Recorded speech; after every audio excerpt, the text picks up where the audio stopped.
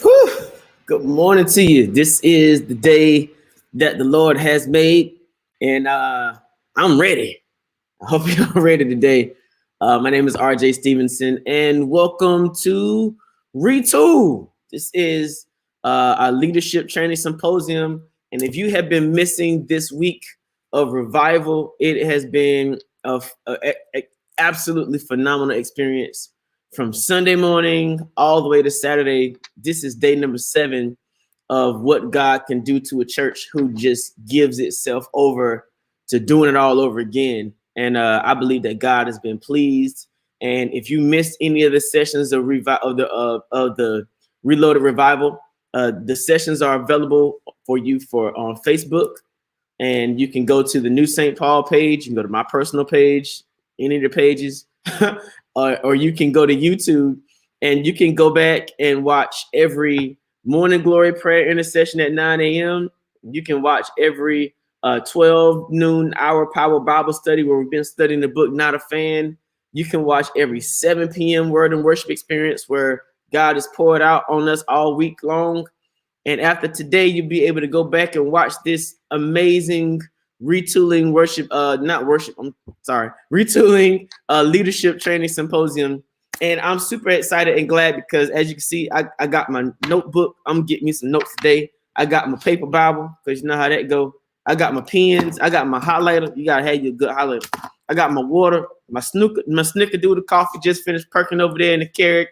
Man, we ready today, and I hope you all are ready to be retooled. Now, listen, this first person that I'm bringing up this morning, I know it's 9 o'clock in the morning, and to get people on at 9 o'clock in the morning to learn something, you got to have somebody who is a show enough throw down beast. Okay. So I'm going to tell you something. I wanted him to come because what he does in ministry and leadership to me is amazing. I have watched him quietly from the distance, because, when I came into the area, I have a tendency of watching people like seriously watching them. I don't ask nobody no questions. I don't talk to them too much. I just observe. And then I started hearing, commentary over here, commentary over here. I was talking to some preachers. Yeah, I came from Pastor Jackson's church. I said, huh? Another one. Yeah, I came from Pastor Jackson's church. Huh? Dr. Jackson's my spiritual father. Huh? I said, man, this guy has did what? So I had an opportunity recently while we were recording our annual conference series to go down to Miami and work with him and actually see his church. You can see somebody walking through the hall, but until you really see a leader or a pastor in their working environment, it can be all smoke and mirrors sometimes. Sometimes when we walk through the halls, it's a whole lot of anyway. And man, when I got there, let me tell you what impressed me.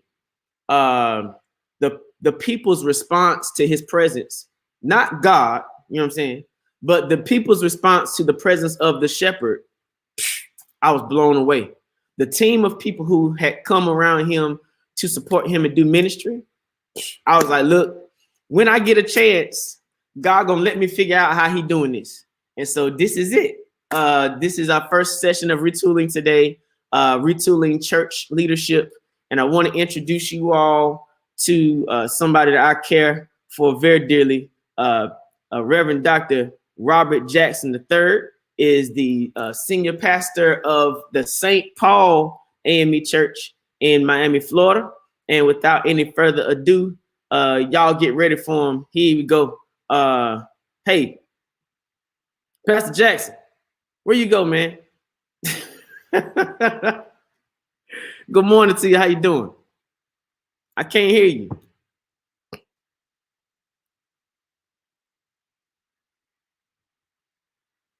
See, I can't do that. He be talking to his team in the background, telling him to do.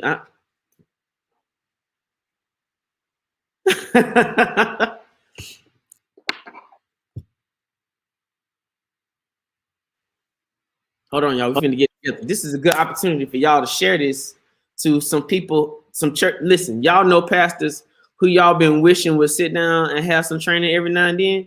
This one free. Tell them to log on to what Pastor RJ doing over at New St. Paul. He got Pastor Robert Jackson up here, and they need to find out who this is. Go ahead and share a few times. Hey man, how you doing this morning?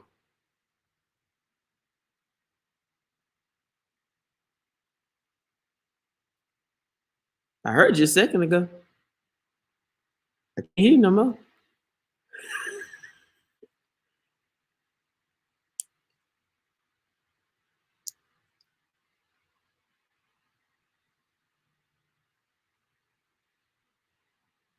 And I know how y'all are. Don't you log off. If you leave this right here, it better be because you finna have somebody share. Don't log off.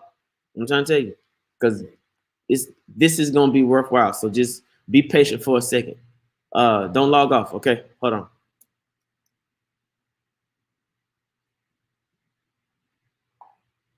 Good morning, Mama. How you doing? Good to see you this morning. Jasmine Isham, good to see you. Thank you. Hope you're doing well. Miss Bonnie, how you doing, Miss Bonnie? Good to see you this morning. Jamie, surprise. Good morning. How you doing? Good to see you this morning. Thank you all for joining us. So listen, let me put the banner up for today. I can do that. Today's session is about this morning.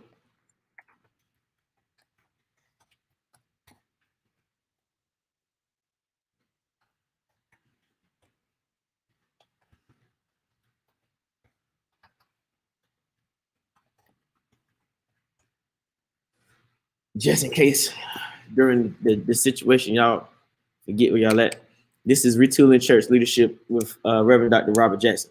And I think that it is necessary for us to have this conversation because a lot of times, let me tell you what the process is in the Methodist Church. You feel that you are called to gospel ministry. And after you feel that you are called to gospel ministry, then you go to your pastor, indicate to your pastor that God called me to preach. God called me to pastor. After that, you pretty much go before your church and let your church know after deep prayer and consideration with your pastor. Let your church know. And your church in the AME church, what they do is they vote. They vote on whether or not to license you to preach. So then you pretty much have a trial sermon scheduled. After you schedule your trial sermon at the district conference normally or at your quarter, your presiding elder will come and sign off on what's called a license to preach. While you have your license to preach, your pastor starts to tool train you and give you insight on how to carry the gospel of Jesus. You probably get a whole lot more in like direct tutelage in those moments. And then following that, you go to the conference level and you are admitted to the conference as a licentiate. You are allowed to go to what's called the Board of Examiners. The Board of Examiners is a 4 to 5 year track of study, depending on how it is arranged where you are. Hey, Sister Victoria, thank you for watching this morning. And while you're there, the first year you learn the history of our church. You learn the history of the AME church. You learn some tools and some history about the life and gospel laborers of Richard Allen. You learn about the structure of the church so you can operate inside the church. You learn church doctrine through the doctrine and discipline of the AME church. You also learn how to use this tool we have in the AME church called the hymnal. Inside the AME hymnal has pretty much everything you need to be able to maneuver and operate effectively in a worship experience. And then from there, to become a ordained deacon, which is in the AME church, your first level of ministry. To become an ordained deacon, you must have completed your bachelor's degree. After you get your bachelor's degree, you're ordained as a deacon after your 2 years of track. Then you go on to work towards your ordained eldership. And your ordained eldership comes after you have completed and matriculated through graduate school and received your master's in divinity. And then you are ordained in the eldership in the AME church. My journey was a little bit interesting. I was originally ordained as a minister in 2004, and as an elder in 2006. I began pastoring my first church in 2006, which was a non-denominational church called True Vision Ministries in Pikeville, North Carolina. Funny thing is, I started pastoring in the same city where my father's church was. It was amazing. All right. Actually, the church that I pastored was the largest church in the city, building wise, structure wise. And the back of the church that I got to pastor was attached to the road that my father's church sat on. And it was some interesting things that happened there to pull that community together. And God allowed us to do some amazing work. And after that, I went back to Archbishop Slater's church. Y'all seen Archbishop Slater? I went back to Archbishop Slater's church for a period of time. Jamie said it wasn't hard in Pikeville to be the largest church because Pikeville is a very small town, but the size of the church was pretty nice, pretty nice sized church, pretty nice church staff. And then in 2010, the Lord allowed me to launch out again and establish the Infinity Church, a non-denominational church. And in 2012, I got a phone call from Bishop Samuel Green in the AME Church, and he gave me an opportunity to come to what's called the 12th Episcopal District to Arkansas and Oklahoma. And at that church in Arkansas, I became re-obligated into the AME Church. I had already been able to earn my master's in divinity.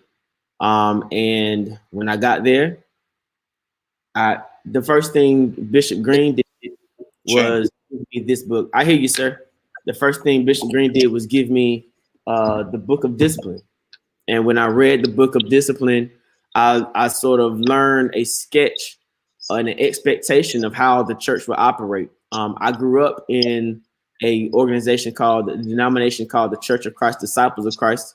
My father was a bishop in that organization. And so for years, I had learned church history, Sunday school, Bible Bowl, all that kind of stuff. And seeing this kind of documentation to teach me everything that was necessary, the rules, the protocol, and all that kind of stuff in the AME Church helped me immensely as I went through my season of transition to become a minister in the AME Church. I was able to plant the Infinity Church, the Infinity African, it's actually called the Infinity Church, a ministry of the African Methodist Episcopal Church in Conway, Arkansas. We planted that church in 2013. I served and grew that church from 0 to about 250. And in 2017, I transitioned from there to become the executive pastor of Allen Temple AME Church here in Tampa, Florida. And in 2019, the Lord gave me the opportunity to become the pastor over here at New St. Paul AME Church. And I think Dr. Jackson is back with us. Hey, sir, you there? Yes, sir. Cool. I can't see you, though. Coming on. Okay. There he is. Cool stuff. Now, this is Reverend Dr. Robert Jackson III. Okay. And this is the coolest pastor you ever gonna meet in your life, right? So hey man, how you doing? Thank you for joining us this morning. Good morning. I appreciate you for helping us out on a Saturday. Yes, I know sir. Saturdays are hard because pastors are running around cities, you know, taking care of families and taking care of their own families, and you know, thank you so much for being available for us this morning. Man, you're welcome.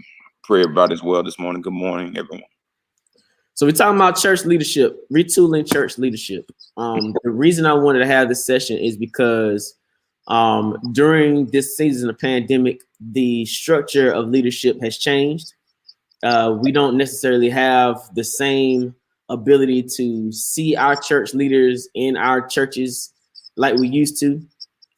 We've had to transition from trying to deal with physical church to the complete paradigm shift of digital space during the pandemic. And because of that, some of what we do in leadership has had to adjust. Some of what we do in leadership has had to shift and change. And if there was anybody I was going to rifle my questions off to on helping me try to figure out how to put this together, it was you. Okay. All right. So how has the transition of time and space been for you, going from pre-COVID to now? It's been different. It's been unique. I think one of the things that made it easier, but um, still necessary, was that we were already streaming. So we, when I came to my church in 2008, we started streaming, I believe, 2009 or 10. But what we weren't contingent upon the streaming family, if that makes any sense. People coming to church, we were simply streaming for people who wanted to connect with us but couldn't get here. But the emphasis wasn't on streaming, and by that I mean the quality, the energy that went into it. We did it, but it was almost like we were doing it to do it and not the effectiveness of it. So it was going forth, it was going out, but it wasn't as effective as post-COVID. Post-COVID forced us to do some things. Post-COVID forced us to push the integrity of the stream, and make it really, it became the church. And so the energy that went into the Sunday morning had to go into the virtual church, and that wasn't the emphasis before. That wasn't and that we didn't put much impetus in that as well. And so it was almost like a reshaping of our whole, reshaping and redirecting our energy into that piece.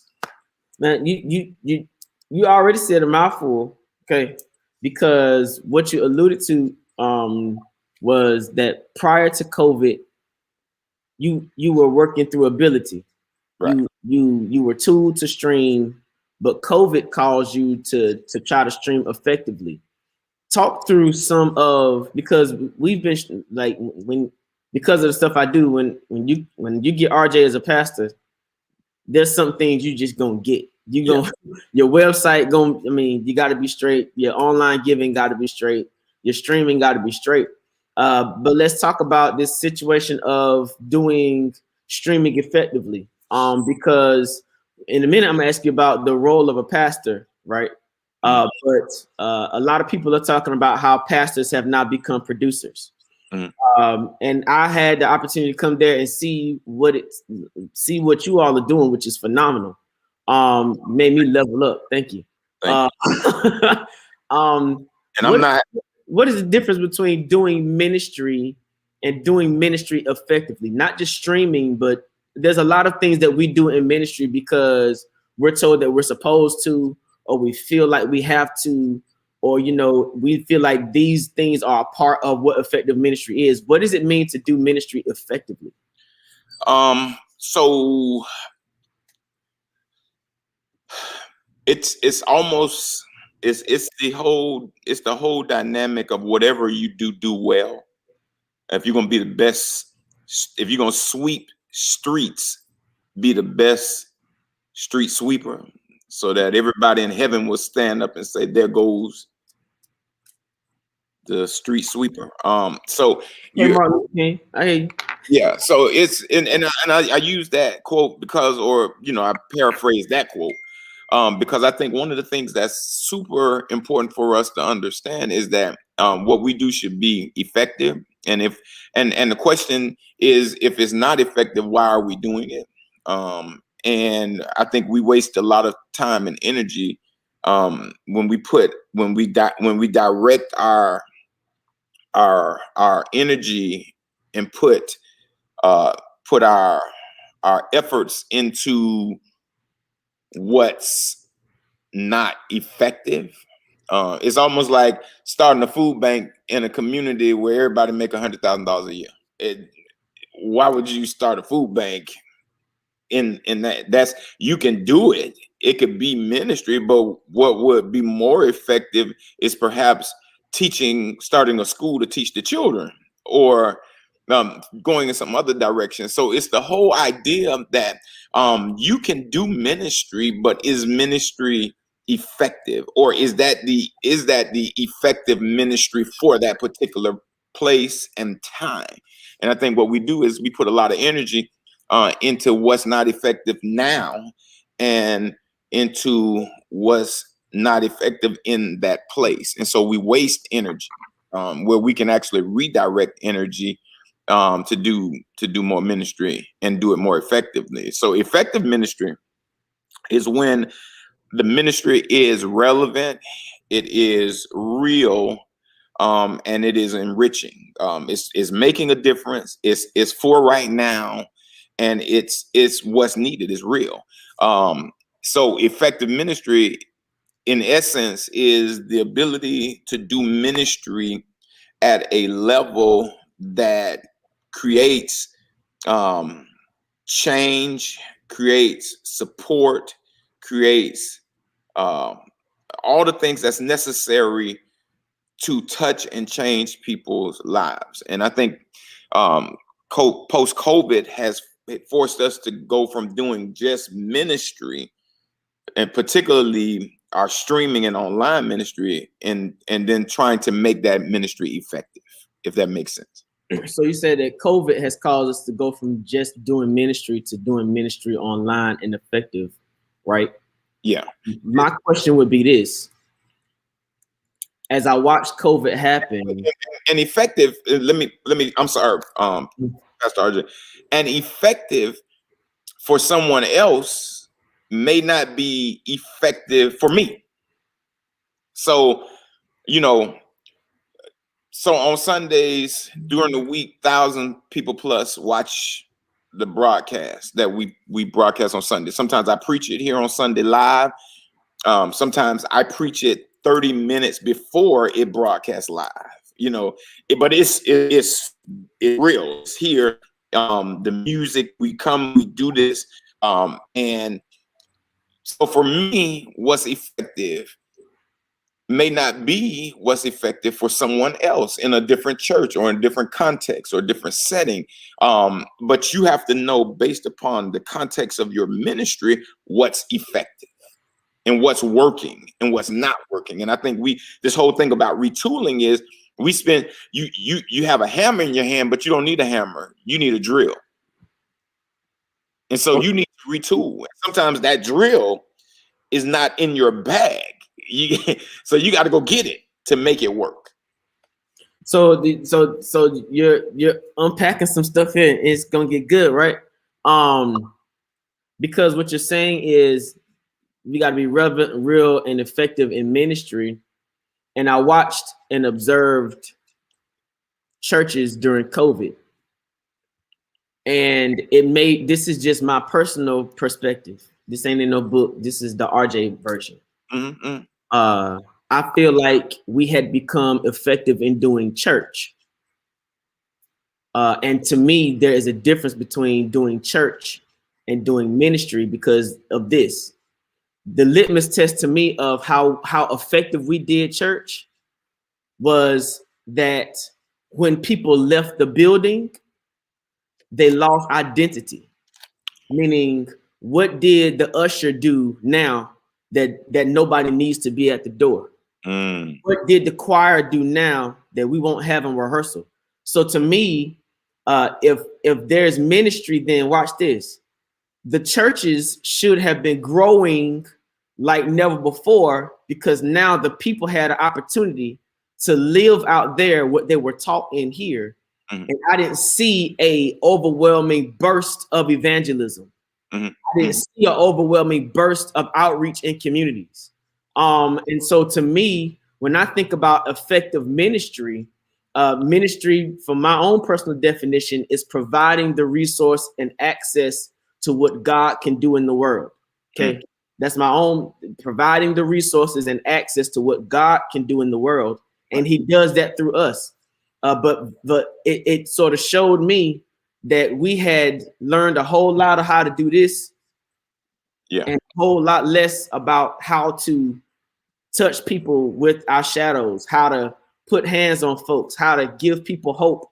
You know what I'm saying? People were falling apart watching the TV about the pandemic. But, you know, I did a revival of hope, not for some popularity or marketing campaign. I did a revival of hope because I needed folks to stop getting frustrated by what they saw in front of them all day long. I needed for them to have some other content that would keep them empowered and charged up and seeking after God. So how then do we now retool for effective ministry? Because we don't know how long this is going to last. Some churches have made the decision, the risk, to allow physical worship again, let them do what they do. But I don't want us to come back into New St. Paul after being reloaded and retooled, doing what we did before that we found out during this season was not necessarily effective in ministry. Yeah. So how do we walk towards that? For me, I think the whole movement has been, it's really, so I view COVID, this is my view of COVID. My view of COVID is that it was something that came to shift us from the way we would normally do things. Notice everything about what happened with COVID was about change. No, I mean, every dynamic of COVID, at the root of it was change. It changed how we greeted each other. It changed what we did. It changed the time we spent away from home. Everybody was forced to be home. It changed our ability to travel. It changed our ability to go. It changed our ability to communicate. It literally, COVID changed. It changed how we buried people. It changed people getting married virtually. It shifted and forced us to change. And so for the church, this is difficult for the church, because everything about the church, particularly in our context, has been, we ain't changing. We good where we are. We're good who we are. And if you change, and you ain't one of us, you know. And so it has forced us literally to change. You either change or shut down. That's stores. If the restaurant didn't change how they serve food or did business, then they would have to shut down. Businesses went out because they wouldn't change how they did business. They had to shut down. At the root of COVID is not simply a disease, but it's what COVID forced us to do. And COVID forced us to change. So the question I have for the church is, why would a disease cause us to do something that we should constantly be doing on our own? The church should be about changing. We come here and we want people to change, but we don't want the church to change. We want people to come into what we were 30, 40, 50, 60, 70, 80, 100 years ago, to become in some sense antiquated in our methods and how we do things, but then leave here and operate in a relevant world. Come here. This is what we're gonna do. We're gonna bring you here because we want to make you like us, but the us we're making you into was the us 20, 30, 40, 50 years ago. It's not the us now. And so it's been difficult for us, the church, to adjust, because the church has been functioning on the crux of, we know who we are. And I'm saying identity is not relevance. Just because you know who you are doesn't mean you're relevant. And if you're more content to be who you are than to be relevant, then you'll never be effective. So we got a question here that said, could that be our why? Because the church has not been an agent of change. I think it's absolutely one of those things that we must consider. The church, when the church itself does not change, how can you expect change to occur in other aspects of work, ministry, and life? We know that God says he doesn't change, but he never said the church shouldn't change. And so we hold on to that statement that the Lord doesn't change. He's the same yesterday, today, and forevermore. But we place the theological abstract of who God is. God is love. God is hope. God is joy. We place the theological thought of the attributes of God, and those things not change. God's gonna always love. He's gonna always do. That's who he is. So at the substratum of love, God is that. He's that root, and at the root, he's the root of the root. And so he's not going to shift or change his love. But at the same time, we must be able to create the methods to exhibit and to show the love of God. And that's what we've not done. We created a method, and it was good, but it was good for then. I mean, in everything that we do, we change. Every day you wake up, you change clothes. Should. Oh, praise the Lord. You should change clothes. There should we change some. You know, I don't come to my office here every day the same way. I'll come one way. I'll come to Turnpike. Another way. I'll come 75. One way. I'll come to Groutney and down to 22nd. Another way. I'll come to 27. So we change. I just had my oil changed in my car. The transmission flushed and new. So we are a people of change. But sometimes the leadership of the church has devalued the importance of the church changing and being relevant, because I think we're so comfortable with being able to manage what we have that we are afraid that it will become something that we can't manage. And I'm saying that the hope of the church is that the church becomes something that we can't manage, because if we can't manage it, it really means that God is in control. So you said something that stuck out to me, because when I was a firefighter for 4 years in Goldsboro, North Carolina, like for real firefighter, not one of them pager boys with the volunteer stuff on my lights on my car. Yeah. All right. So one thing we had to learn was the streets, and you had to learn the street names. You had to learn what intersections were where, and before you were able to drive the truck, you had to pass a test where they randomly asked you where streets were. You had to be behind the wheel, and you had to make the most direct route to that street. Okay. Right. But we always got to the same destination. And so what that taught me was, like you said, as I drive, if I come to work a particular way, I drive back home in a different way, because I want to see what's going on in my local area. I want to be able to observe what's happening around me, right? Right. And that is one thing that I feel like the church has not been able to do effectively, is figure out how to take different routes to get to the same destination, how to apply different methods to get to the same message, how to reinvent the language of the church to speak to a new generation, how to embrace the music of a church, so that if you're going to tell kids not to listen to NBA Youngboy and all that kind of stuff, then you better give them something in the church that is better than what they're listening to. You got to give them a better alternative. How is it that the church, not just denominationally, but the church globally, how can the church embrace different modes of travel and transit to get to the same message, to get to the same impact, to get to the same God, so that people can see God in a different way? Because I'm getting some questions like, so what must we end time preachers do to help our parishioners embrace the now post-COVID? And what areas of the church should we change? And what areas do you sense God is trying to change the church? How do we embrace that as a church? So let me address the first part, and then you can ask me the second part because I ain't gonna remember those 3-4 questions. The first thing, let's use this.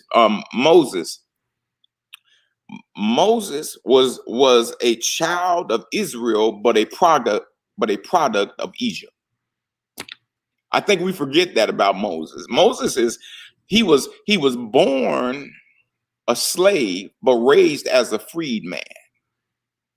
His identity then was not rooted in slavery. His identity was rooted in control and power, because he was raised as an Egyptian, but born as an Israelite. All right, which means that Moses saw things differently. Moses didn't see things like the Israelites saw things, because he wasn't raised as an Israelite. Remember, he was raised in Pharaoh's house as a child, as a prince of Egypt. He was raised as a ruling, one of the up and coming rulers of Egypt. He was going to be the prince, eventually perhaps the king of Egypt. Moses was raised to be in control, but he was born in slavery. That's crazy. When he led the children of Israel from Egypt after the plagues, the first obstruction he had was not the Red Sea. It was not, we call it the Red Sea, but it was not the Red Sea. The first problem that Moses had when he left Egypt was the people who had the slave mentality wanted to go back to slavery. It wasn't even the water.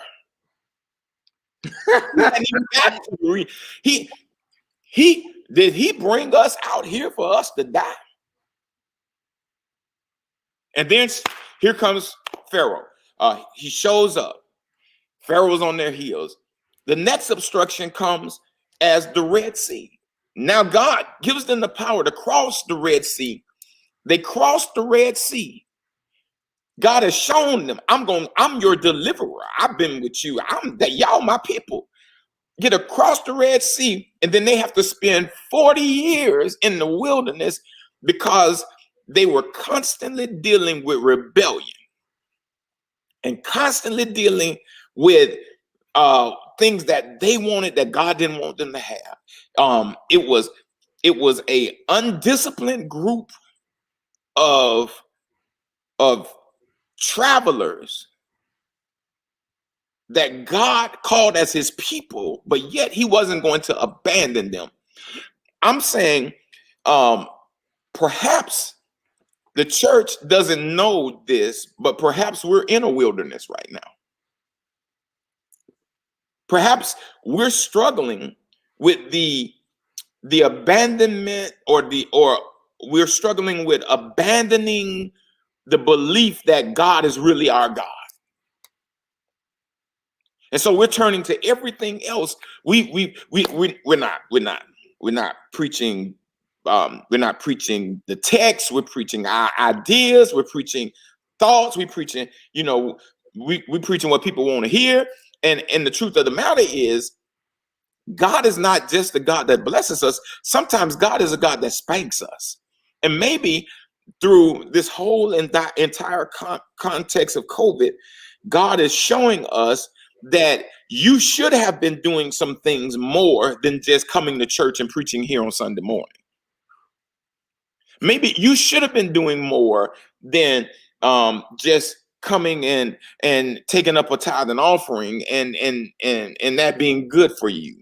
If the value of the church is solely predicated on preaching and not touching and changing people's lives, then when will the value of preaching be about the results of life's change? So that's the first question. That whole wilderness experience and that whole disjointedness from God and disconnecting from God until they reconnect, and Moses being disallowed, he can't even go into the promised land, and Joshua having to take the people into the promised land. And then the other interesting thing, and I'll get off of this.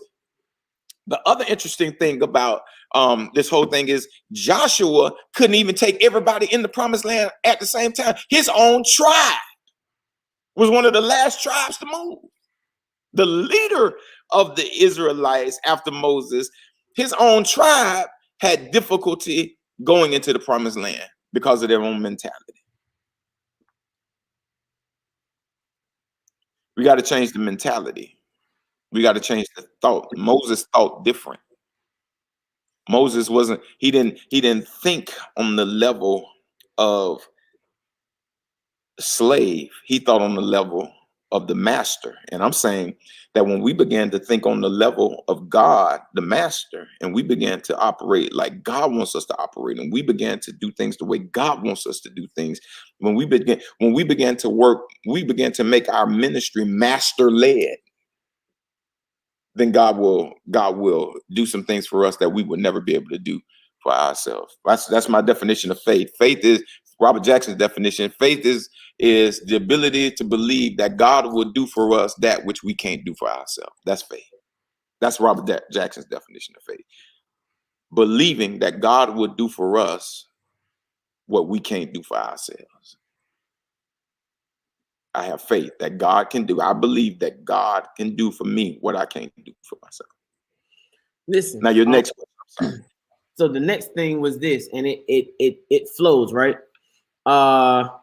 It came from Tanja Danji, right? She said this: can we consider focus groups to get ideas from the groups of parishioners? And then she followed it up and said, can we consider speaking to our parishioners in focus groups to learn more about what they need from the church post-COVID? And I'll say this: you're talking about Moses leading in the wilderness. To be honest with you, Moses was able to lead in the wilderness because he had leadership experience learned from Egypt. He went from Egypt to a wilderness to go back to get the people of Israel to lead them out into a place where he had already been. Yeah.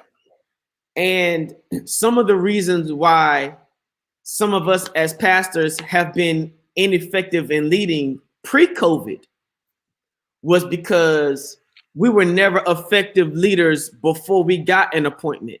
We were never given an opportunity to lead. We were never given an opportunity in this church structure to be mentored and tooled, because in this structure, most of the time, if you don't have a position, you're not trained. Yeah. The people who are in position, the people who are the kids of somebody else, the people who got the good last names, those are the ones who have historically been pulled to the front, used, tooled, made available. But then God calls somebody unlikely, and nobody has ever given them an opportunity to lead. Nobody's ever given them an opportunity to be the speaker on a Sunday morning. Nobody's ever given them an opportunity. So you are now thrust into an area that the church did not train you for. So how then, now you in COVID, right? Yeah. You ain't never led nobody in no wilderness. Yeah. You ain't never led nobody in COVID. Matter of fact, you showed up at a church that was small enough that this 1 or 2 families could pay the budget for you. You ain't never seen no mess like this. Yeah. So now the people who have always been stalwart members didn't have no cell phone. You couldn't connect them to mobile giving. You couldn't go to their church and to their house and get the money. So how now, as a leader, as a pastor, do I lead in something that I ain't never been given a leadership opportunity before? And I definitely ain't led nobody through no wilderness. And I feel like that's some of why we were possibly ineffective before COVID, but now COVID has come to expose us. Yeah. COVID does not allow us. If you were a pastor that maintained and you never were taught or mentored into what vision is, you don't know how to do this. If you were a pastor who sort of followed somebody else who already had a program, and now you can't walk in somebody's cookie cutter program, you don't know how to do this. Yeah. So even the concept of developing a focus group, there are some pastors who don't know what a SWOT analysis is. There are some pastors who don't know what a focus group is. There are some pastors who come to the church on Sunday morning and preach and go back to the crib. So how now, what would you say if I was coming to you saying, Pastor Jackson, I have no clue in the Sam Hill what in the world I'm doing right now? Right. It is God's grace and mercy. And these members keep asking me what we finna do next. And I'm on my face, but I ain't hearing nothing because I'm questioning even if I really got a real relationship with the Holy Ghost, because I don't hear God. You know, I've been preaching from the lexicon. Yeah. Which is not a problem, but it creates a problem. What do you say to transform the ideology of a person who's really trying but don't know how? So I'm putting this in my notes. So a couple of things. So the question about groups and yeah, put it up for me one more time about the She said, here we go. Can we consider speaking to our parishioners in focus groups to learn more about what they need from church post-COVID?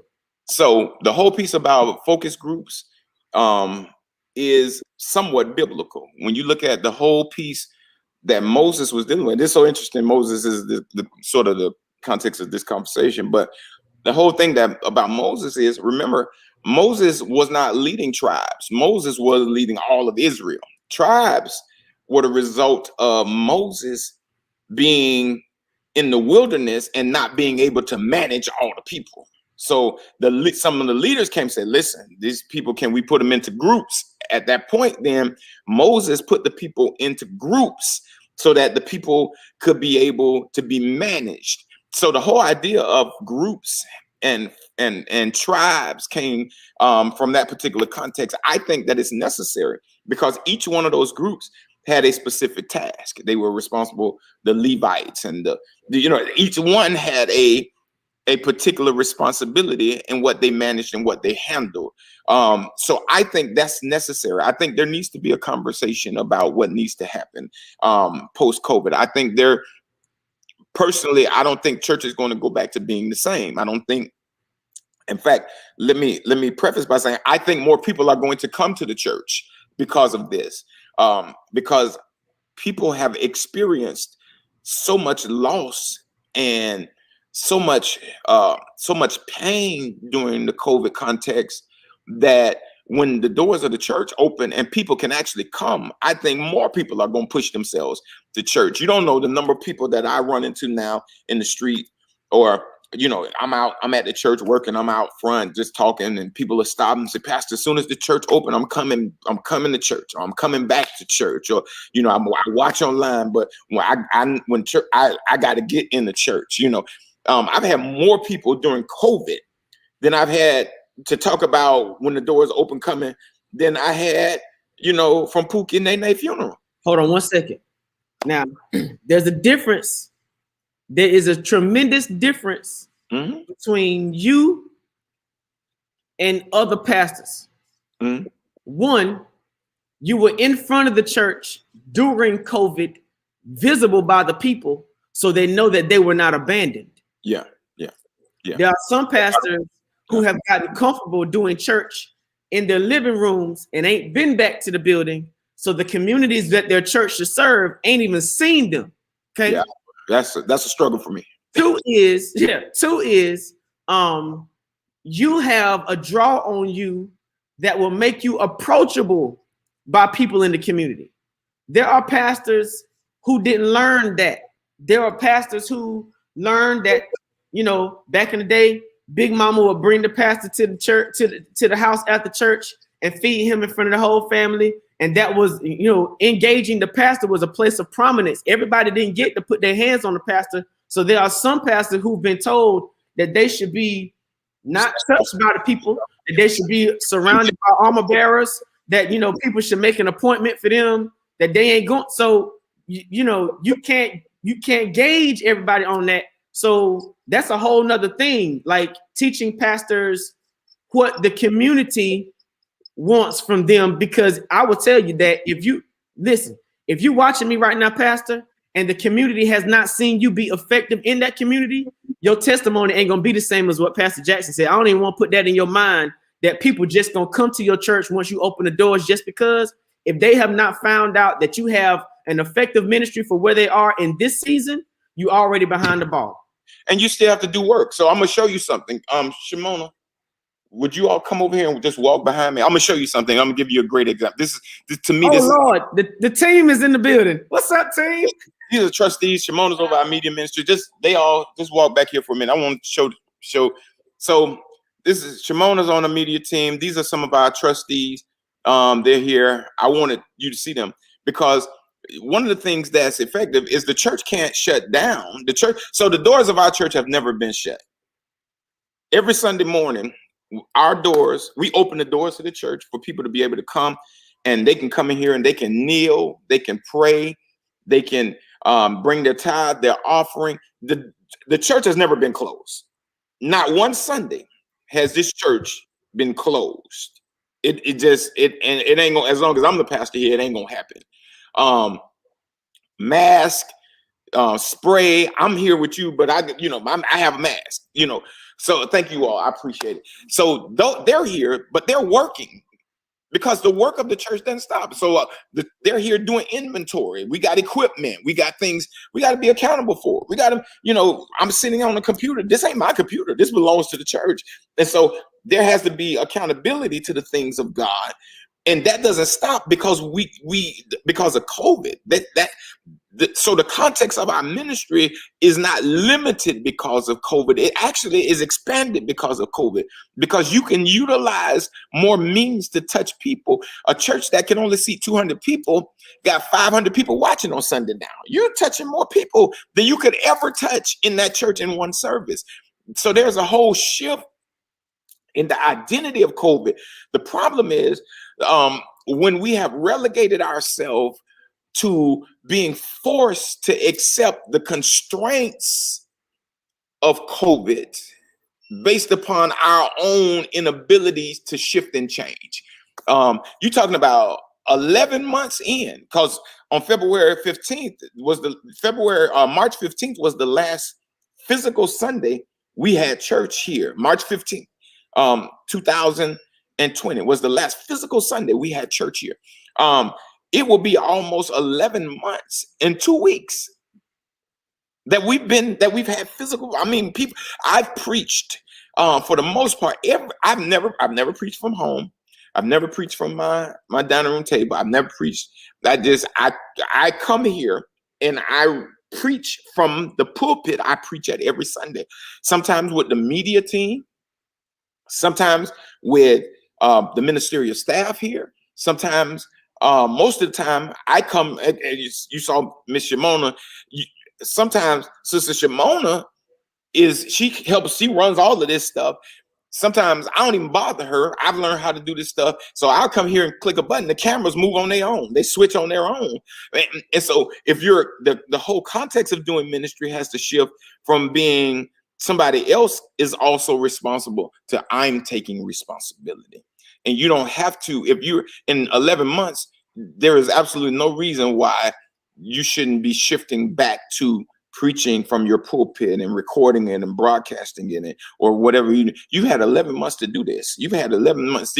By now, you're talking about you in 40 something Sundays now. you ain't in, no 2-3 weeks. You're in 40 something. By now, you should have made some adjustments, some change, and some shifting and some retooling. And so the whole thing is, I can't build a wall with a sledgehammer. So if you're trying to work with a sledgehammer to build a wall, you ain't got the right tools. You got to retool. You got to get the right tools to do ministry, and you got to be willing to accept that I don't always know what those tools are. I've watched the guys around here do construction. We remodeled during COVID. My office is fully remodeled over there. About 90% completed. We've done, we've had to get more equipment for the church. We've had to do different things because what we had was working, but it wasn't effective. And so the context of effectiveness is that you have had time to become effective.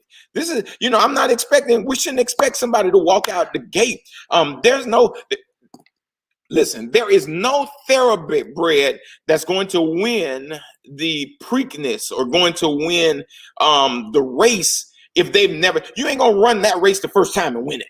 You're gonna have to win some other stuff before you win. And I'm saying that you've had time to win. You've had time to become more and more and more effective.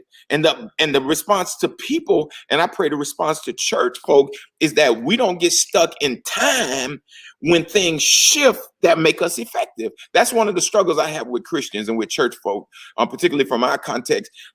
We see something change, we doggone fall out. We don't care about it being effective. We don't care about it being relevant. All we care about is keeping it the same way. Yeah. And if you're keeping it the same way and it's not effective, then you need to change it. And if you're not comfortable with change, accept the fact that you need to change so people can become more of what God has called them to be. But I think I figured out, like studying the history of the church, why specifically in this context is like that. All right, I'm gonna submit this to you. You tell me whether or not it flies. Church is established at a time where Black folks could do what they let us do. Yeah. Grandma, Mamie, and them, they were wiping butts of people that they did not birth.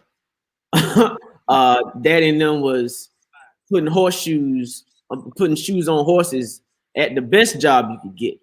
Okay. It was in Philadelphia.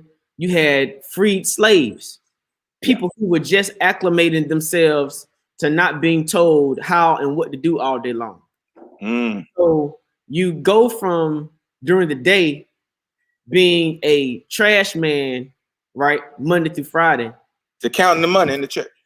Counting the money, you the pro tem of the steward board, right? Yep. Now you have gone from being that. The Black church is the only church where the garbage man could be the head of the deacon board. Ain't nowhere else you're going to go and find the classism so different than in the Black community. And that's why we're able to accept people. And perhaps that's part of our problem as well. We're so accepting of people. Yeah, I don't even want to get into that. But yeah. So watch this. The garbage man, elementary school education, you know what I'm saying, is now the pro tem of the steward board. Now the guy who has the deacon board. So I want to make, because I think people can get the relevance of it, which is, the lay person that's directly related to the pastor. So yeah. So now you have gone from having the dirtiest job to being the mayor of the Black community, because the impetus of leadership in our community had always been the church. Yeah. Because of how we revere God, right? Yeah. So now, if you take me out of this spot, I'm losing my dignity. Yeah. If you take me out of this spot, there's no other thing that I've accomplished in my life that will give me a sense of pride. Yeah. When we come to the church, everybody puts effort into putting on their best clothes, their best shoes, even when cities would not pave dirt roads and pave roads in Black communities, folks wearing their best down the muddy street to the church. Yeah, they walk. And if you change my position, I lose my dignity. Yeah. I lose the only thing about my identity that my kids can look up to. Yeah. And so now, because I've become at this figurehead inside the church, I don't want to lose or take down to anybody else. So I'm going to stay in this spot until I can't breathe no more. And then I'm going to do my best to hand this down to my child. Yeah. And so now our family name is prominent because daddy is or mama is this in the church, but ain't never been able to write a sentence, don't know how to write their name. And we've forged the continuance of our legacy off of stories like that. And so watch this. If pastor come in here and change the lock on the door, Yeah. It took me 30 days to learn how to turn this lock. If he changed the lock on the door, now I no longer have, I'm no longer effective. Yeah. Yeah. If you change from a handwritten ledger to QuickBooks, then I'm not essential. That's it makes me know how to turn the computer on.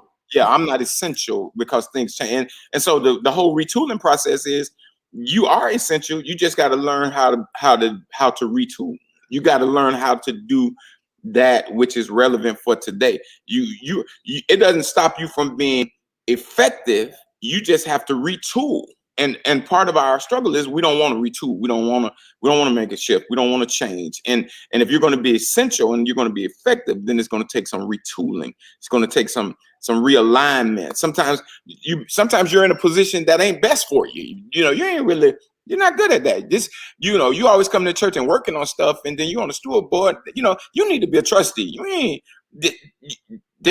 We have to realize that sometimes we operate in positions that we're not good in, and it's nothing wrong with acknowledging that.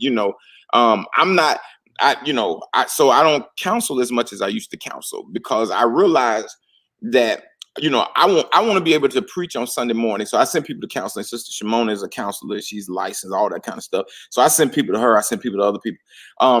And I need to be able to preach on Sunday morning a message that when you've gone to counseling, you hear it and it's God speaking to you, and you don't think it's pastor telling your business. Absolutely. So don't go to counseling. I believe in counseling. I need people to go to counseling. I need people to be a part of counseling, because at the end of the day, it's necessary and it's important. But at the same time, we have to understand that if God is going to shift this thing, and if God is going to change this thing, we got to be effective, and be effective in the right place. Every place we're in is not necessarily the right place for us to be in. So as a leader, I believe in identifying people's spiritual gifts. Mm-hmm. I believe in doing spiritual gifts inventory at least annually or yearly with my congregation, to see how people have shifted, to see if their faith has grown, to just challenge them as they go through the questions, to be honest. As a leader, how do you identify individuals who are tooled and equipped for leadership so that they can be mentored into that? So I handle this differently. And my model has worked for me. And it works for me because my whole thought process is for the future of the church. It's not I don't get stuck on how we used to do things. I get stuck on the church surviving. It does not matter if we're doing things the way we did things 15 years ago or 20 years ago or 30 or 40 years ago, if we possibly will not survive the next 10 doing it that way. So my whole leadership dynamic thought process is in developing whatever needs to be developed, not simply based upon past tendencies and trends, but based upon future needs and opportunities. So one of the things that I do is in every leadership capacity, steward board, trustee board at St. Paul, we have a cross gamut of age leaders. Traditionally in the church, we've only had older people leading the church, stewards and trustees who 50, 60, 70 years old. And my struggle with that is, if you're growing a church and 40%, 30% of your congregation is under 40, when I got to St. Paul, I think 80%, 75, 80% of my congregation was over 60. Now that dynamic is over 60 is probably about 30, 40%. And between 45 and 20 is probably 30, 40%. And then you have the children. So the church has shifted in the dynamic of as it relates to age. So what I've done is I've created and put people in leadership position from each of those age brackets. So I have stewards that are in their 20s. I have 2-3 stewards. I think even trustee in their 20s, maybe even 4. Let me see, Kyrie, Deja. Yeah, at least 3 stewards in their 20s. And they, guess what? They're in church every Sunday. They tithe. They have, some of them, 2 of them have gone to college, have degrees. They're professionals. One of them is in college, but he's working. He's a great young person. So, and some people would look at that 20-year-old and say they ain't ready. And I'm saying that 20-year-old will never be ready if you don't prepare them to be ready. Because who's going to take the mantle when you're gone? And I can't wait to get them ready. I got to have them ready now. So, and they're tithers. They give, they support, they're in place. And then I have a group in their 30s, stewards and trustees. They have families, kids, and they're a part of leadership. I have a group in their 40s. I have a group in their 50s. I have a group in their 60s. I have a group in their 70s. Maybe, I'm sure maybe a couple in 80s. My point is, there has to be the intention of the leader. The intentionality of the leader has to be to create diversity. And the reason that I do this is because how can a 60 or 70-year-old tell me the needs of a 20 and 30-year-old? You're 30 years removed. What was important for you 30 years ago is totally different than what that 30-year-old or that 20-year-old needs now. So I need to have the representation in leadership. So when we have a meeting, I need that 30-year-old to say, Pastor, that ain't gonna work for us. or Pastor, we need more than that. Or can we do this? I mean, bring their ideas to the church, and then you create a smorgasbord of ideas to be able to work with versus a slice. You got to have representation all around in order for it to be effective and work. And so if you want 20-year-olds, 30-year-olds to be a part of the church, you need to have them represented in leadership. You can't have, listen, and I'm being 100. You can't trip on a 20-something-year-old in church, listen to me, tithing $12,000 to $15,000 a year, and you telling them, sit down, be quiet, you ain't ready to make no decisions yet. Are you serious? They have a job that pays them well to make decisions, and then you telling them they can't make a decision in the church? They have an education that's prepared them to make decisions. And you telling me they can't make decisions in the church? We have to be honest with ourselves and say, and I'm just being 100, that it has to be the intentionality of the leader to create diversity. Because if the leader doesn't create diversity, it's not going to happen. And then you have different gifts. Somebody working with children, somebody working with music, somebody working with this, and somebody working with that. It's the effectiveness of it is going to be based upon the intentionality of the leader, and I'm firm on that. It's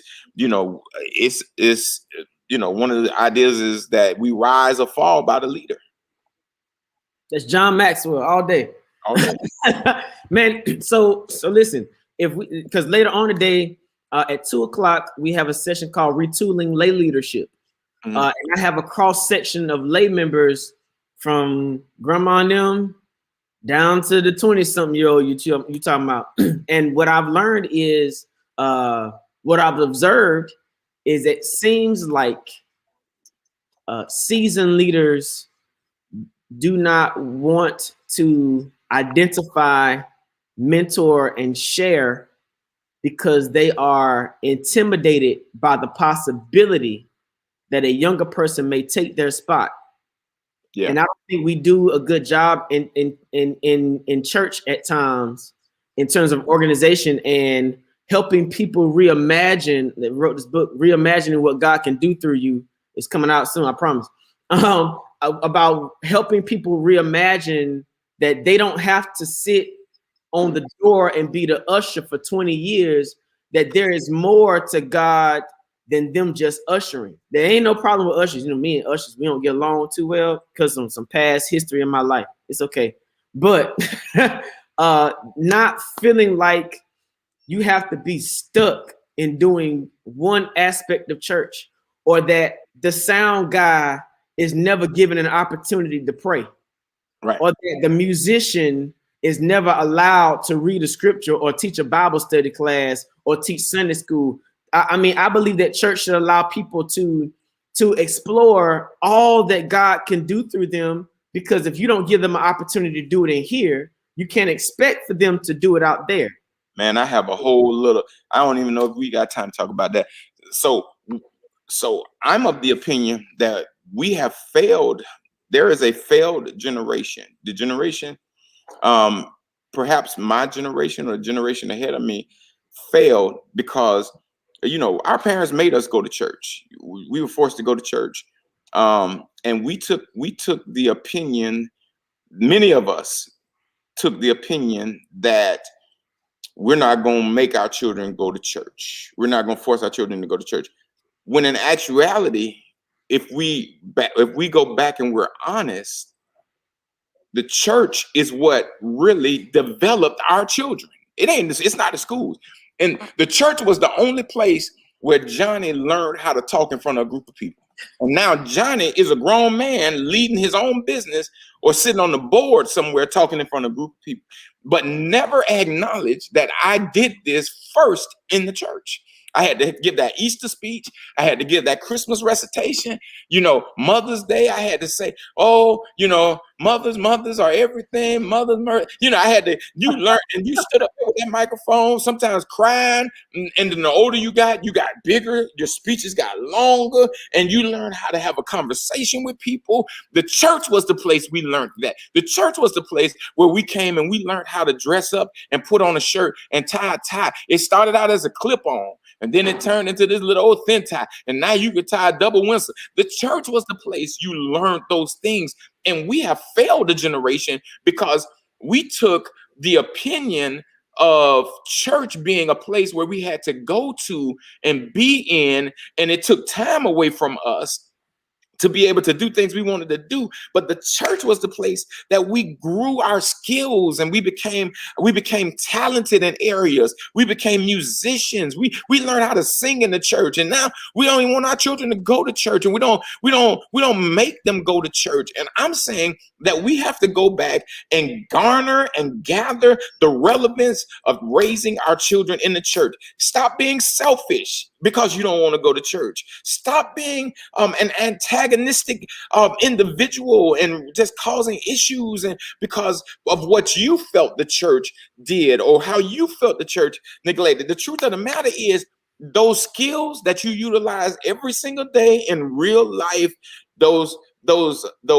talents that you use, you learn those in the church. And then you take that away from your children and wonder why the only thing they're good at is playing video games, and wonder why the only thing they want to do is sit around the house, because you've not taken the authority of the parent. And that's one thing, you know, let's be 100. I didn't like church growing up. I wasn't a fan of church. My grandmother made me go to church. My mother died. I had to go to her funeral in the church when I was 6 years old. I just didn't like church. And I had to, and growing up, my grandmother made me go to church. And when I went to church, I would sit on the front row. My grandmother was a missionary. She was Baptist, and my mother was AME. And so I would sit on the front row, and as a little kid, and if I acted up, my grandmother would reach up under her arm next to me and pinch my skin up under that little part of your arm and turn it. And I was, oh, Jesus, I don't want to, this is not the place to be, because she grabbed my ear and turned my earlobe in church and then look at me and saying, you better not holler. I'm like, what? You just made me holler, and so we grew up with these moments. But that Christmas play, when I was one of the wise men and I had to give my speech and dress up and then that that Easter program where I had to get an Easter suit, and the only time my dad came to church was to watch me get that recitation at Easter, at Christmas, in that play. And I'm saying that it developed me, and I'm saying that it still develops children. But we have taken that away from them. And so we wonder why they don't know how to talk in front of people, and why they don't have, because you told them you don't have to do it if you don't want to. And I'm saying, when will you be the parent to say you're going to do it whether you like it or not? Because what you don't understand is it helped develop me, and it'll help develop you. We look at, we take so many negative experiences to try to root out all the good. And I'm saying that the truth of the matter is we have done some great things through the church to help develop people. And you can't take that and walk away and not allow your children to be developed. My daughter's on our steward board here at the church, 24 years old. Got a great job, home house, graduated from college, finishing up a master's, great job, career. She in the church. She came to church. And then she didn't come because her daddy was the pastor. She came because if I wasn't a pastor, she was going to come. Because I understand the importance of church. She did those speeches. She did all articulate. She could talk. She gets on the phone with her company in London, and she talks to them and has conversation. 20-some years old, but she stands on her own platform. And she didn't learn that. She didn't learn that in school. She learned that in church. And I'm saying the church the Black church particularly, has to be more involved in shaping and developing our children through teaching and developing our parents. And there's been a generation that's just sort of said church ain't important. And now our children are suffering from that. And they have a yearning to be better. They have a yearning to do more, but because we were too tired to take them, or we didn't want to get up on Sunday morning, or we wanted to go have mimosas. You can have those mimosas after church. Them mimosas ain't going nowhere. We've lost some of our impetus on the importance of church and the development of young people through the things that take place. We have a children's church here at our church. We have a youth church, our Voltage Youth Church. Voltage, because we believe that our children have power. Our On the Wall youth ministry, because we want our children to know that we're building something.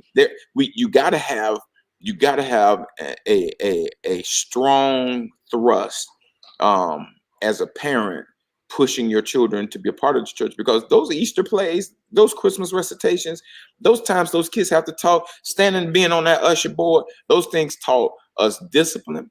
They taught us how to speak in front of people, how to be respectful to folks.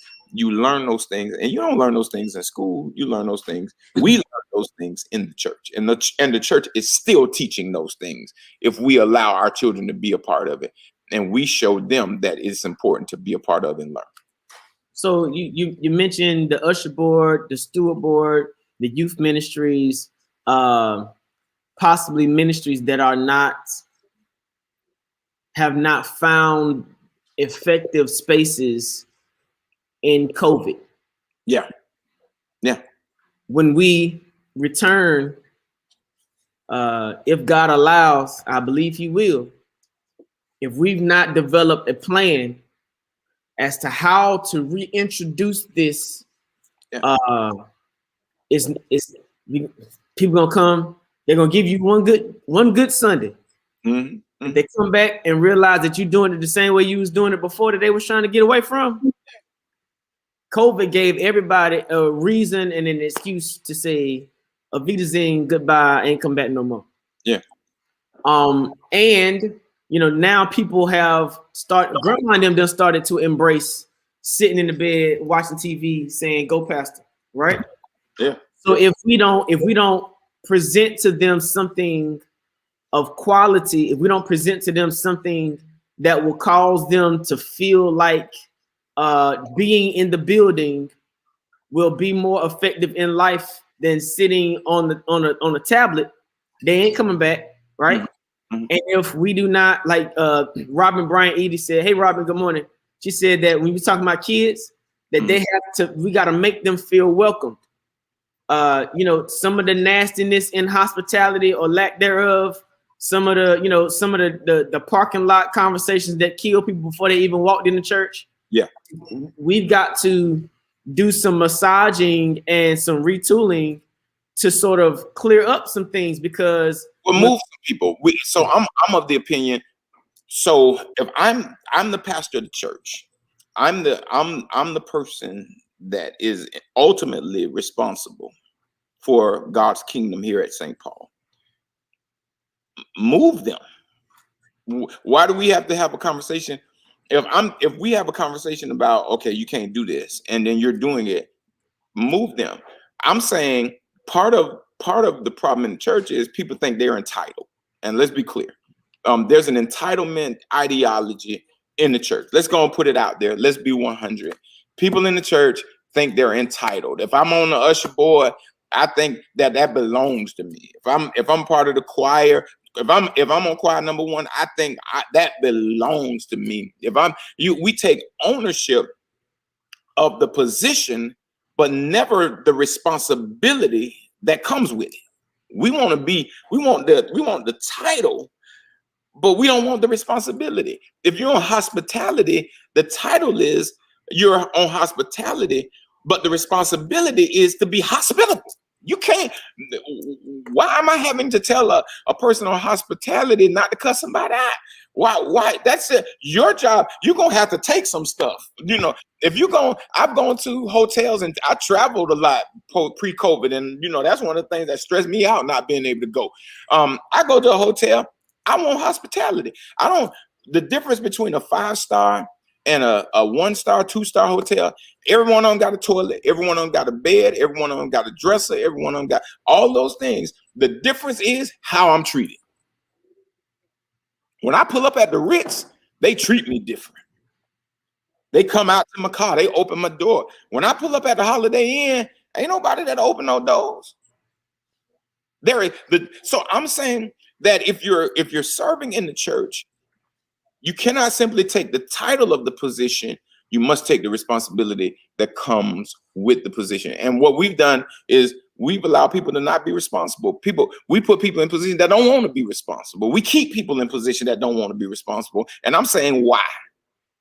If you're going against the vision and the direction of the leadership of the church, and you're not trying to do and be responsible, then you don't need to be there. You need to find something else to do. There's plenty around here to find something. If you don't like people, we got a ministry for you called the media ministry. You don't have to talk to nobody. All you got to do is run some cameras. My whole point is there is a place for you, and we can help you find it. But we don't want you operating in a place where you feel entitled but not responsible. So you can hurt people and don't care.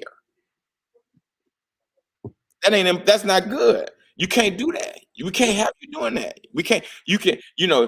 You count money, but you don't tithe. That's the Lord's money. You unholy hands touching holy stuff. We don't want that. We want that money to be blessed. We got to be more responsible about people in positions, and we got to help people get to the position that they're going to be effective at and that they're going to be effective in. And it don't hurt us. It's not going to hurt us. It's going to help us because people are operating at the capacity that their gift can handle. Man, I ain't got enough time. We never have enough time, man.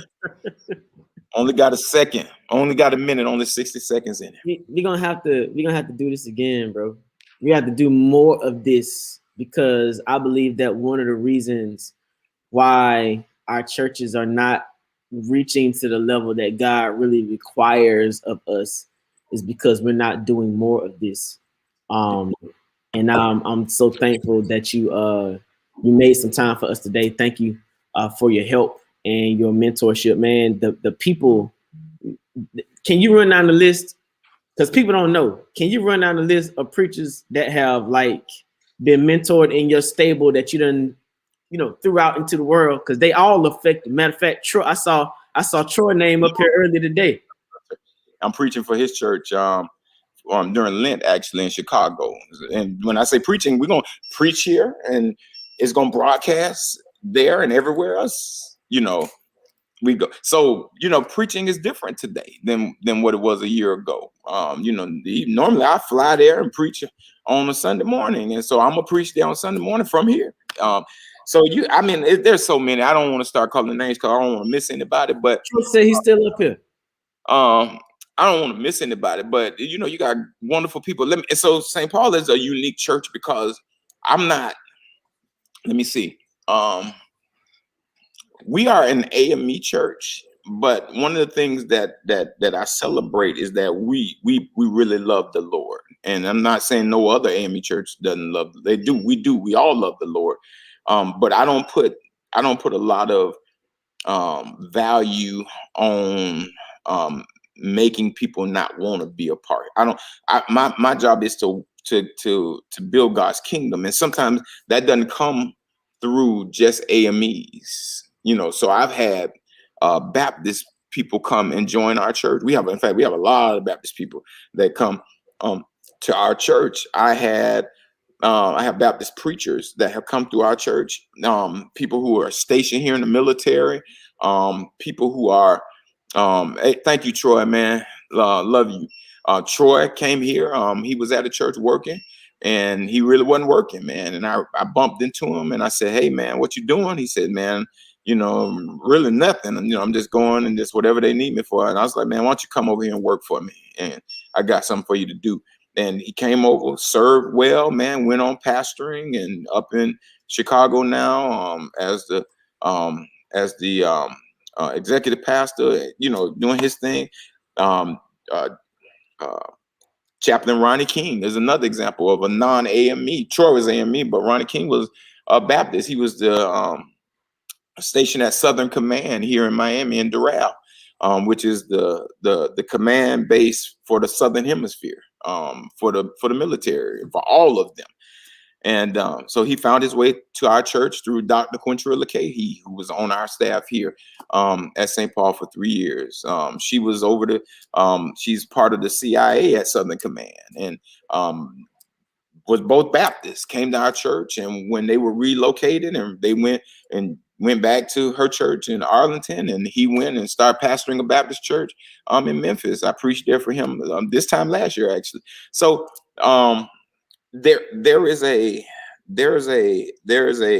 it's all about the leadership and about where you're trying to go. If you want something to be if you want just solely red Kool-Aid, then that's what you're gonna get. That's what you want, red Kool-Aid, So anything red, you're gonna go, me personally, I drink Crystal Light and I like to mix it. And so my point is, it's the desire to bring in everybody and not just one type of person, and not just one particular person, from the prostitute to the business owner to the CEO to the garbage man. Our security here at the church, they've been here. They've probably been a part now 7, 8, 9 years of our church. They weren't coming here. Now they come here on Sundays and they're doing security. They out front. They park cars. We valet park cars on Sundays because we have a parking problem here because our church is in the community. And so you pull up on Sunday morning, man, they grab your car, your keys, and you come on in and they park it. Church is over. They have your car lined up at the end of church. You walk out, get in your car and go home. We try to make it convenient for people to worship, because we know the context of the community that we're in. Houses are around us and it's a neighborhood. And so we try to do things to make it effective and be effective and give us the ability to do ministry. Yeah, a whole lot of them. Praise the Lord. A whole lot of them. I'm not stuck on denomination. So that's, if you're stuck on denomination, then that's what's going to come across the pulpit, and that's what you're going to get. So we got to wrap this up, right? So I can give people a break before the 11 o'clock. Yes, but sir. I want to wrap it up like this. Now, to me, last night I had the opportunity to bring my campus pastor when I was an undergrad to preach for me last night. I told him I've been waiting to do it for 20 years, right? To Mhm. me, this is the testament of how you know you're doing it right. This is what Troy Venning said. Pastor Jackson made a large impact on my life. He cared for me, gave me space, and allowed me to exercise my gifts. He also is not selfish and realizes that as he allows folks space and they grow, they get an opportunity to do what they're supposed to do. He pushed me out in front of leadership when I wasn't on the radar at all. He said, I am who I am in large part because of who he is. And he kept it 100 and reminded me that it was okay to have fun, that having fun is okay, and to always be excellent. Light doesn't get hurt by light. Pastor Jackson knows that we shine brighter together. I don't know how to say it better. Yeah. Look, man, Appreciate I watched you walk down the hall too many times to have not found a way to say, let me get some of that. Man, I appreciate your ministry. I appreciate your example. We got to do this more often, man. Thank you so much for your time this morning. So RJ, I'm gonna let you go, but I want to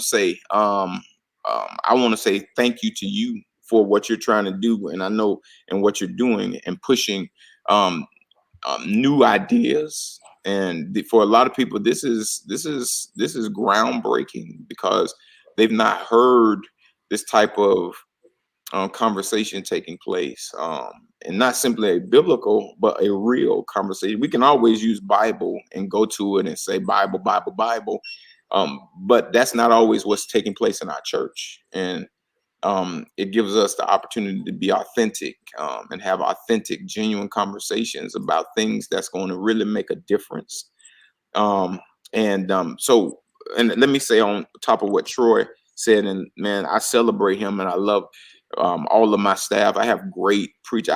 We've had pastors who pastored churches come to be a part of our church just to sort of learn over again and go back out, because this just the way they were doing things, or just, it wasn't whatever they were doing, and it just was different. So we've had all of those people. When I came to St. Paul, I had, I'm just being 100, and I don't say this to demean anyone, and I don't call names, but when I came here, I had some ministerial staff, and I was too young to be their pastor. Like, I was 30. Yeah, I was too young to be their pastor. And how this boy, get this church, not realizing that I've pastored 2 churches prior to getting here. And so I had people walk away from me and not really give me a chance, as a young upstart pastor. And when I started preaching, I went to a pastor to sort of help me navigate, my calling. I didn't know about this thing, man. Truth is, I didn't want to do it. I went to school for engineering, man. I wanted to build stuff, and I wanted to make a lot of money, and I'm just being honest. I want to make a lot. This ain't the way to do that. People think it is, but that's because they're on the outside looking in. So I wanted to make a lot of money, and I was like, I don't want to pastor no people. I don't really like people like that.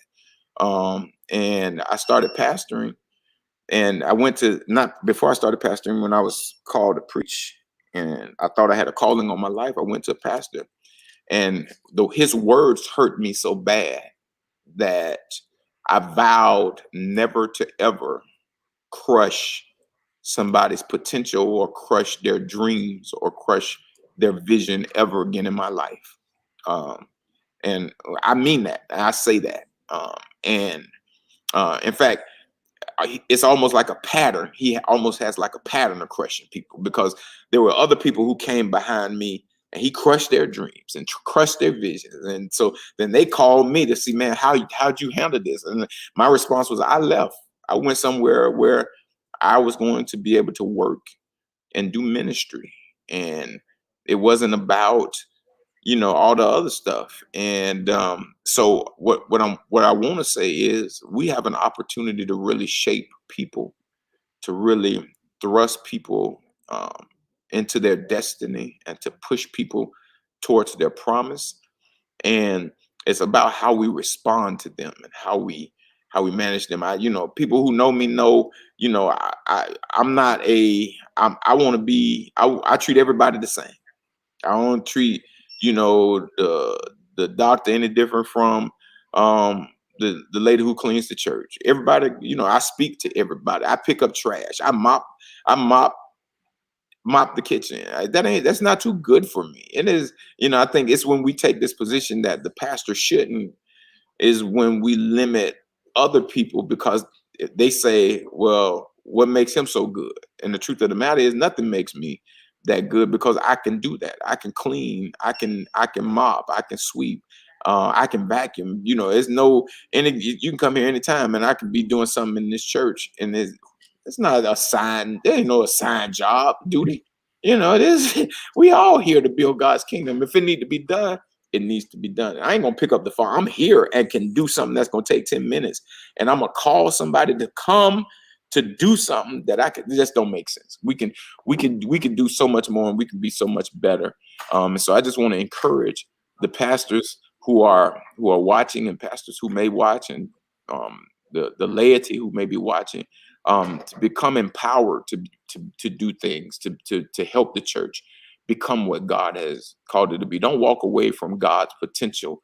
Don't walk away from God's purpose over in your life. Trust God in spite of everything that you're dealing with or you've had to deal with. Just lean on God and watch God move you in a direction that you could never go in on your own. There's a story, and I'm done. Gideon, y'all know the story, started with 22,000. And by the end of everything, he ended up with 300. God's whole purpose for cutting down the army was not to hurt the soldiers. So some soldiers had the opportunity to walk away. Others, Gideon basically dismissed. But the whole purpose behind the story of Gideon was this: God needed to show Gideon that I'm more powerful by myself than 22,000 soldiers with you.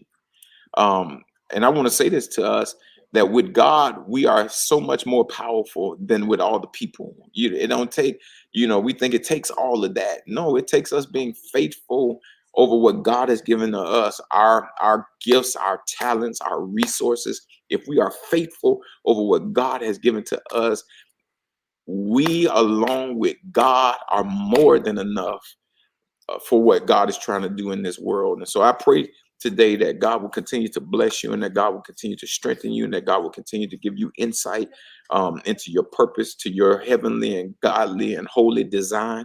He has his fingerprint indelibly etched into your life. And I'm committed and I'm faithful to live under the DNA in which I'm called. I'm called a child of God. And so, again, thank you so much for having me, man. And we really love you and appreciate the work that you're doing. Man, we got to do a part 2. Man, whenever you're ready. And we, it's just about that time, making that time. I'm on more Zoom meetings and more all of this. And, I ain't never had this many meetings in my life. I done had more meetings in the last 11 months than I probably had in years, man. But at the end of the day, it's necessary. Yeah. It's necessary. Thanks again. Thank you, man. No worries, man. Thank you. Be blessed. Yes, sir. Listen, that was Reverend Dr. Robert Jackson III, senior pastor over at St. Paul AME Church in Miami, Florida. And I'm just excited. Hey, Mama. I'm excited. And I'm just glad. Look, this is what we're going to do. Act like you're at a convention or something. This is what we're going to do. We're going to break. We're going to shut this stream down because I want people to be able to come back and get it and not have to fumble and all that kind of stuff. So this is what we're going to do. We're going to shut this one down at 11 o'clock. It's 10:49. At 11 o'clock, we're going to come right back. And my little brother coming, y'all. Christopher Chestnut. He is a business professional, an associate business professional for Google. We're going to talk about how Google goes to church, about how Google has developed some amazing resources that they want to make available for churches and nonprofits. So we can do church better together, and Google going to help us out. And it's free. Look, man, listen. The next time we do this, I'm gonna try my best to make it free again, but I'm gonna just keep giving y'all all I got to give you. So log off, go get your carrot, refill your coffee cup, go get your water, do whatever you gotta do, and jump back on at 11 o'clock. You'll see the stream come up in a second. And thank y'all so much. We'll see you in a second.